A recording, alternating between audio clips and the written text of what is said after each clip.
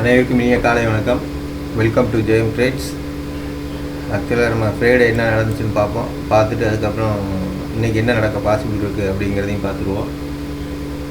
Friday வந்து நம்ம வெளியில் கொஞ்சம் வேலை இருந்தனால வந்து நம்ம அன்றைக்கி இருக்க மாட்டோம் அப்படின்னு சொல்லி மெசேஜ் போட்டிருந்தோம். மார்க்கெட் வந்து பைக்கு ஃபேவராக இல்லை, அதனால் வந்து யாரும் பை பண்ணாதீங்க, பார்த்து ட்ரேட் பண்ணுங்கள் அப்படிங்கிற மாதிரி போட்டிருந்தோம். அதுக்கப்புறம் வந்து ஷார்ட் போகாதீங்க அப்படின்னு ஒரு 9 மணிக்கு போட்டோம். 24,000க்கு மேலே போய் க்ளோஸ் வச்சுச்சுன்னா மார்க்கெட் வந்து மேலே போகும் அப்படிங்கிற மாதிரி சொல்லியிருந்தோம். ஆனால் வந்து பார்த்திங்கன்னா 24,000க்கு மேலே போய் க்ளோஸ் வைக்கலை. அன்றைக்கி அங்கே போயிட்டு ஒரு கேண்டில் கூட க்ளோஸ் வைக்கலை. அது அப்படியே சல்லுன்னு இறங்கிருச்சு. மேலே சஸ்டெயின் பண்ண முடியல. மார்க்கெட்டுக்கு செல்லிங் ப்ரெஷர் வந்து அதிகமாக இருந்துச்சு. அதனால் வந்து ஷார்ப்பாக மார்க்கெட் வந்து ப்ராஃபிட் புக் பண்ணிட்டாங்க.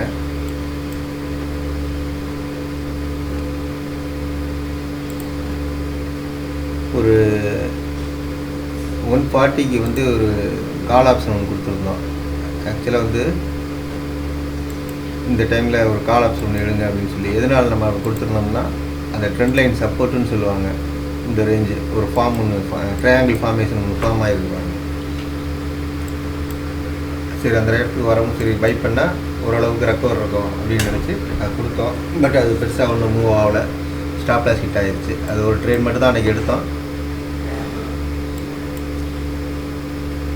அப்புறம் எண்டில் வந்து ரிஸ்க் எடுக்கிறவங்க மட்டும் ஒரே ஒரு கால் ஆப்ஷன் எடுக்கிறதுனா எடுத்து வைங்க அப்படிங்கிற மாதிரி ஒரு கால் ஒன்று ஹோல்டிங்கில் இருக்குது. இதுதான் வந்து ஃப்ரைடே நடந்தது. இன்றைக்கி என்ன நடக்க பாசிபிள் இருக்குது அப்படிங்கிறதையும் பார்த்துருவோம். இன்றைக்கி வந்து பார்த்திங்கன்னா நம்ம கிஃப்ட் நிஃப்டி ஒரு 150 பாயிண்ட் ப்ளஸில் தான் இருக்காங்க. மேபி வந்து நம்ம மார்க்கெட்டும் அதே மாதிரி ஒரு 150 பாயிண்ட் ப்ளஸில் ஓப்பன் ஆகிறதுக்கு பாசிபிள் இருக்குது. இருந்துச்சுன்னா ஓப்பனிங்லேயே நம்ம ப்ராஃபிட் புக் பண்ணிட்டு வந்துடுறது நல்லது. ஏன்னா வந்து மேலே போய் சஸ்டெயின் ஆகி நின்னால் மட்டும்தான் ஃபர்தர் அப்சைட் இருக்கும். அப்படி இல்லைன்னா மறுபடியும் வந்து மார்க்கெட் வந்து கீழே இறங்கிறதுக்கான வாய்ப்புகள் தான் அதிகம் இருக்குது. இப்போதைக்கு வந்து பார்த்திங்கன்னா ட்ரெண்டு வந்து செல் ட்ரெண்டுக்கு ஃபேவராக தான் இருக்குது. மார்க்கெட் வந்து மேலே ஏறணும்னா, if market want to go upside, market want to sustain above the 24,000 level, then only the market will go upside. Otherwise again the profit booking will happen. So அதனால் வந்து ஓப்பனிங்லேயே ப்ராஃபிட்டை புக் பண்ணிட்டு வெளியே வந்துடுங்க, அதுதான் பெஸ்ட்டு. எதுவும் கால் ஆப்ஷன் வச்சுருந்தீங்கன்னா sustain பண்ணி மேலே ஏறி ட்ரெண்டு கிளியராக கன்ஃபர்மேஷன் கொடுத்ததுக்கப்புறம் கால் ஆப்ஷன் ஹோல்டிங் பண்ணிக்கலாம். ஆனால் வந்து இப்போதைக்கு கால் ஆப்ஷன் ஹோல்ட் பண்ணுறது கொஞ்சம் ரிஸ்க்கு தான். ஏன்னா பெருசாக ஒன்றும் மார்க்கெட்டில் வந்து மூவ்மெண்ட் இருக்கிற மாதிரி தெரியலை எனக்கு தெரிஞ்சு. வந்தால் திருப்பி அந்த டார்கெட்டான ரீசன்ட் லோ வந்து 23,262க்கு வரதுக்கான பாசிபிள் இருக்குது. அதையும் மார்க்கெட் உடச்சிச்சின்னா ஃபர்தர் டவுன் சைடு இருக்கும்.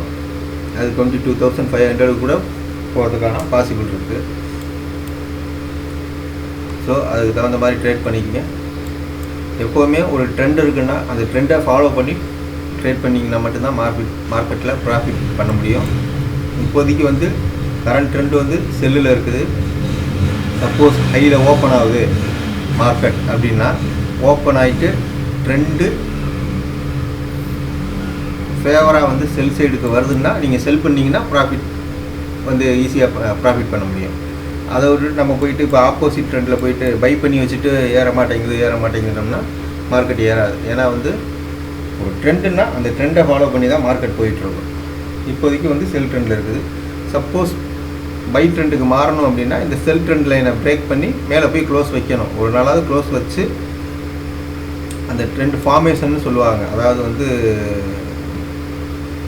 ஒரு ட்ரெண்டுனா வந்து 2 பாயிண்ட் நமக்கு வந்து கிடைக்கணும்.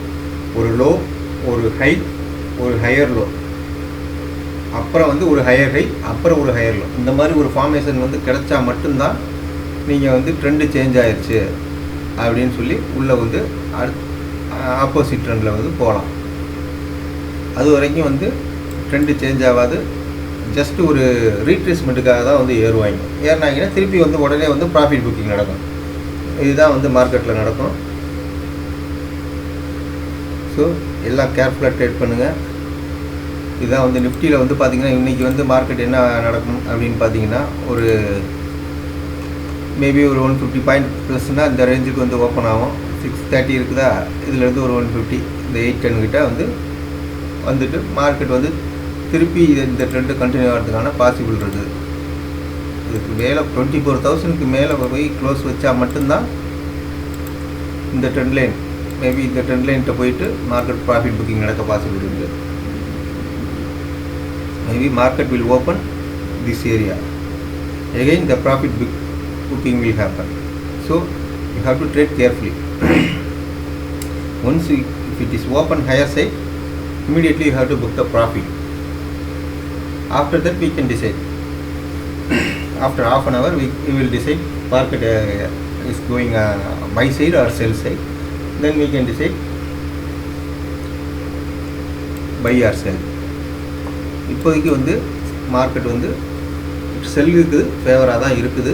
அதுக்கு தகுந்த மாதிரி ட்ரேட் பண்ணிங்க. நம்மள்கிட்ட இந்த ஹிந்துஸ்தான் யூனிலிவர் கால் ஆப்ஷன் மட்டும் ஒன்று வச்சுருக்குறோம். அது வந்து எனக்கு தெரிஞ்சு மேபி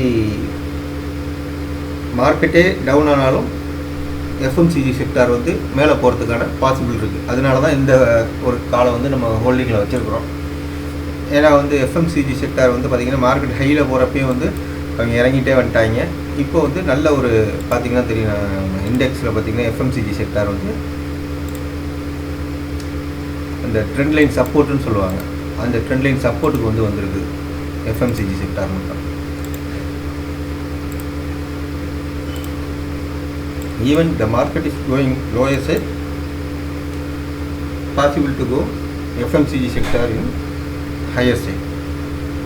இதுதான் பார்த்தீங்கன்னா ட்ரெண்ட் லைன் சப்போர்ட்டுக்கிட்ட கரெக்டாக வந்துருச்சு. இந்த ரீட்ரேஸ்மெண்ட்டுக்கு வந்துருக்குது, மேலே ஏறினது இங்கே இருந்து மேலே போகிறதுக்கான பாசிபிள் இருக்குது. ஸோ அதனால் எஃப்எம்சிஜி செக்டார் மட்டும் ஹோல்டிங்கில் வச்சுருக்கிறோம்.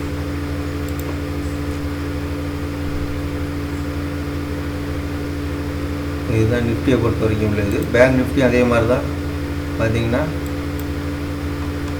அது சைட்வேஸில் இருக்குது. ஆக்சுவலாக வந்து வீக்லி பார்த்திங்கன்னா தெரிஞ்சுக்கும் இதிலேருந்து இதுக்குள்ளே தான் போயிட்டு மார்க்கெட் ஃப்ளோட் ஆகிட்டு இருக்குது. மேபி வந்து இங்கே வரதுக்கான பாசிபிள் இருக்குது. ரீசெண்ட் ஆனால் 50,200க்கு வரதுக்கான பாசிபிள் இருக்குது பேங்க் நிஃப்டியும்.